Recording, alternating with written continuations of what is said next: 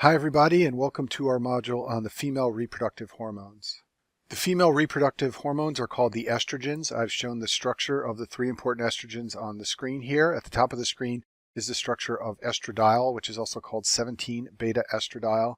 The bottom right side of the screen is the structure of estrone, and at the bottom left is the structure of estriol. You can see that they are all synthesized from cholesterol, and they all have 4 rings like cholesterol. The potency of the estrogens is such that estradiol is the most potent, estrone is in the middle, and estriol is the weakest of the estrogens. Estrogen synthesis occurs primarily in the ovaries. Specifically, it occurs in the ovarian follicles. The follicles are the structural units of the ovaries.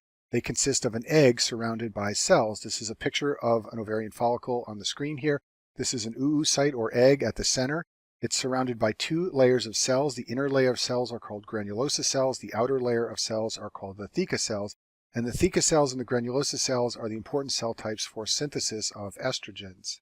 The theca cells, which are on the outside of the ovarian follicle, take up cholesterol and convert it into an androgen called androstenedione. This process is stimulated by luteinizing hormone, which acts via a cyclic AMP second messenger system on the theca cells. The theca cells then pass the androstenedione to the granulosa cells, which convert it into estradiol. This process is stimulated by a different hormone, FSH. It also acts via a cyclic AMP second messenger system. And in addition to estradiol, the granulosa cells also produce inhibin, which can feed back and suppress pituitary release of FSH. This slide shows the biochemistry involved in synthesis of the estrogen hormones. The process begins in the theca cells, which take up cholesterol and convert cholesterol into pregnenolone. The enzyme that catalyzes this step is called desmolase, and it can be activated by luteinizing hormone.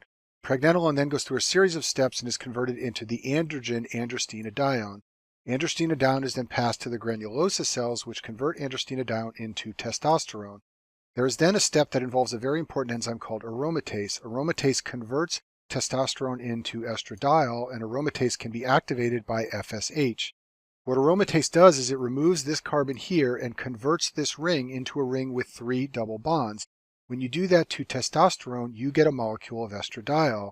Aromatase can work on androstenedione, however, as well, and when you remove this carbon and convert this ring to 3 double bonds in androstenedione, what you get is a molecule of estrone, which is a weaker estrogen than estradiol. Estrone can then be converted to estriol, and so in this manner, aromatase plays a role in converting not only the very potent estradiol, but also the weaker estrogens, estriol and estrone. Here's an overview of the female reproductive system. The hypothalamus produces GnRH, which stimulates the pituitary to release more LH and FSH.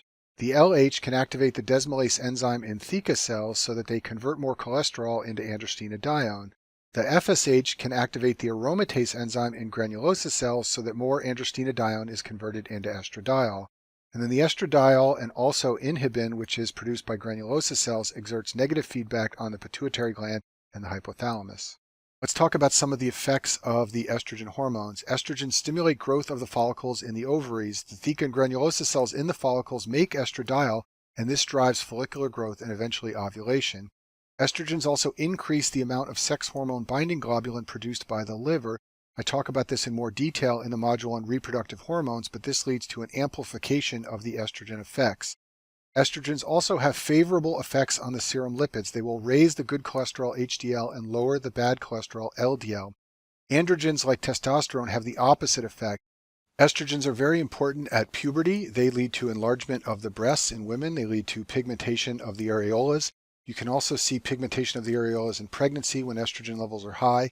Estrogens lead to development of the female body habitus, such as narrow shoulders and broad hips, also the female fat distribution in the breast and buttocks. One side note here is that pubic and axillary hair actually come from androgens. Women still have some androgens present, and that's what leads to development of pubic and axillary hair. Men have many more androgens present than women, and that's why they develop facial hair. You don't usually see that in women unless they have a problem where they have excess androgens, and that's called hirsutism. Estrogens also exert effects on the pituitary. They decrease FSH secretion via negative feedback, also LH via negative feedback, and there's one exception here, which I talk about in the module on the menstrual cycle, but estrogens can trigger the LH surge via positive feedback in the middle of the menstrual cycle. Moving on, now let's talk about another female reproductive hormone, and that is progesterone. This is the structure of progesterone shown on the screen. You can see that like estrogens, it is a steroid hormone synthesized from cholesterol. The main source of progesterone is the corpus luteum in the ovaries. This is a temporary endocrine structure that forms after ovulation in the ovaries and secretes progesterone. You can also get progesterone from the placenta during pregnancies, and small amounts are secreted by the adrenal glands and the testes. Most progesterone in the body is bound to albumin. It has a short half-life and is metabolized by the liver, and its main targets are the uterus, cervix, and vagina. We'll talk about the specific effects of the progesterone hormone on cells and tissues in a minute, but one easy way to remember what progesterone does is to recognize that many of its effects oppose estrogens. In fact, progesterone has been shown to decrease the expression of estrogen receptors in many different cell types. Another way to remember the effects of progesterone is to recognize that many of the effects are favorable to pregnancy, and that's why progesterone levels get very high in pregnancy.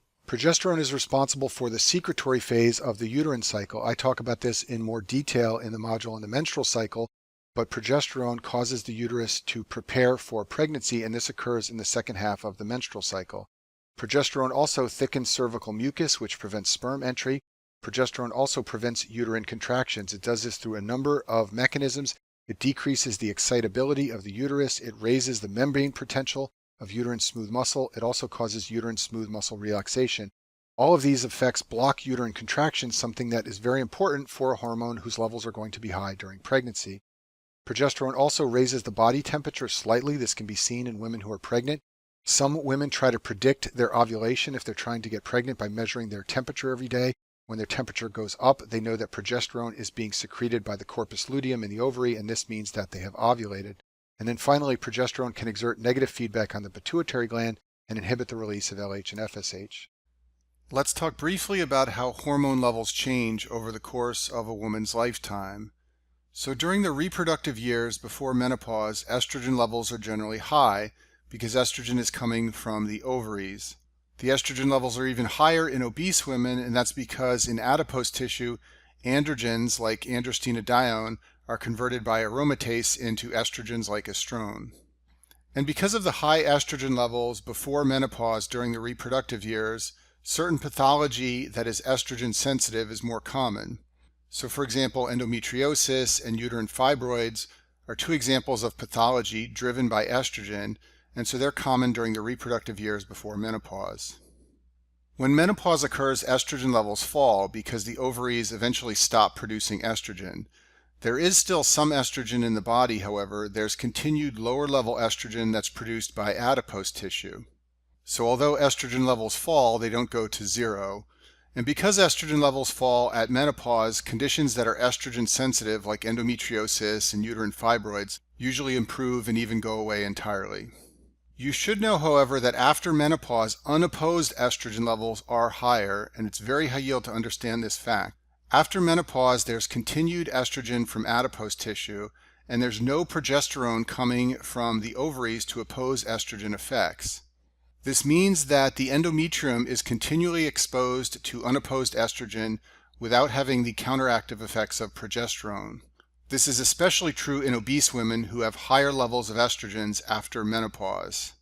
So because of the higher levels of unopposed estrogen after menopause, there's an increased risk of endometrial carcinoma in women who are postmenopausal, especially obese women. After menopause, even though estrogen levels have declined overall, unopposed estrogen levels are higher, and that's what leads to a higher risk of endometrial carcinoma. And it's super high yield to understand this fact. For the remainder of this module, I'm going to talk about oral contraceptives, which are analogs of estrogens and progesterone. They are called estrogens and progestins. And the way they work is to mimic the effect of the female reproductive hormones and exert negative feedback on the pituitary gland so that there is no LH surge and thus no ovulation.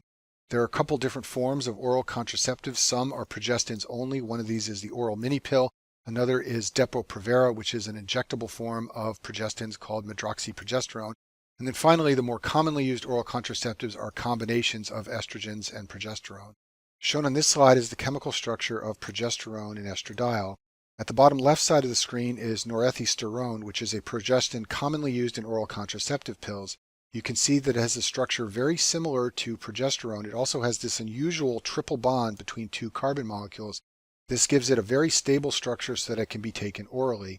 The bottom right side of the screen is the structure of ethinyl estradiol. This is an estrogen that is commonly used in oral contraceptive pills. It also has one of these triple bonds between carbon molecules.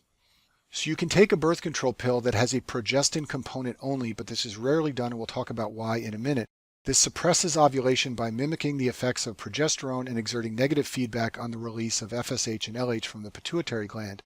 These pills will also thicken cervical mucus, just like progesterone does. This will obstruct the entry of sperm, and there are some data that this may protect against pelvic inflammatory disease by obstructing the entry of bacteria. And then finally, the progestin-only pills will also thin the endometrium, which makes implantation less likely. One of the main disadvantages of progestin-only birth control pills is that they have to be taken at the same time every day. Now, this is true for all birth control pills, but it's especially true for the progestin-only pills. If you are off by more than 3 hours, you can become pregnant and you have to use an alternative form of birth control. In addition, women taking progestin-only birth control pills often have irregular bleeding and spotting. This can occur with any birth control pills, but it occurs commonly with the progestin-only pills. The advantage of these pills is that there's no exposure to estrogen supplementation. We'll talk about this in a minute, but estrogen carries certain risks and side effects when it's part of a birth control pill. Another progestin-only type of birth control is called medroxyprogesterone or Depo-Provera. This is an injectable progestin-only contraceptive that can be administered in the office by a physician via an intramuscular or subcutaneous injection, and you only have to give it once every 3 months. I mention this because you will frequently see this administered on your clinic rotations, especially to women who are poorly compliant with their birth control. You can have them come in every 3 months and get an injection of Depo-Provera. It's often called a Depo shot, and then they won't get pregnant for the next 3 months until they come and see you again.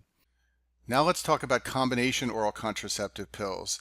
This refers to giving a progestin together with an estrogen. So as we've been discussing, progestins alone will work for contraception, but usually they're given together with an estrogen as a combination pill. And the reason for this is that there are a couple of advantages to adding an estrogen to a progestin. One of the big ones is that estrogen stabilizes the endometrium, so there's less breakthrough bleeding. When you give progestins alone for contraception, the endometrium becomes thin and friable, and that leads to lots of spotting and breakthrough bleeding. When you give progestins together with an estrogen, this problem improves. In addition, when you add an estrogen to a progestin, there's better suppression of follicular growth. The idea here is that the progestin suppresses LH and the estrogen component suppresses FSH. And then another benefit is that estrogen amplifies the effects of progesterone. In the setting of estrogen exposure, there are more progesterone receptors on cells, so you get more beneficial effect of the progestin than if you gave it alone. There are a number of side effects and adverse events that can occur in women taking oral contraceptive pills. The first one is breakthrough bleeding. This is the most common side effect. I told you before that this can occur with progestin-only pills. It can also occur with combination pills. It's more frequent if the amount of the estrogen component is low. Different pills have different amounts of estrogen and progestin components. If the estrogen component is low, women are more likely to experience breakthrough bleeding. Hypertension can also occur among women taking oral contraceptive pills. This is usually mild, but the blood pressure may go up a few points. Thrombosis is the feared complication among women taking oral contraceptive pills. This is believed to occur because estrogen can increase the amount of clotting factors present in the serum.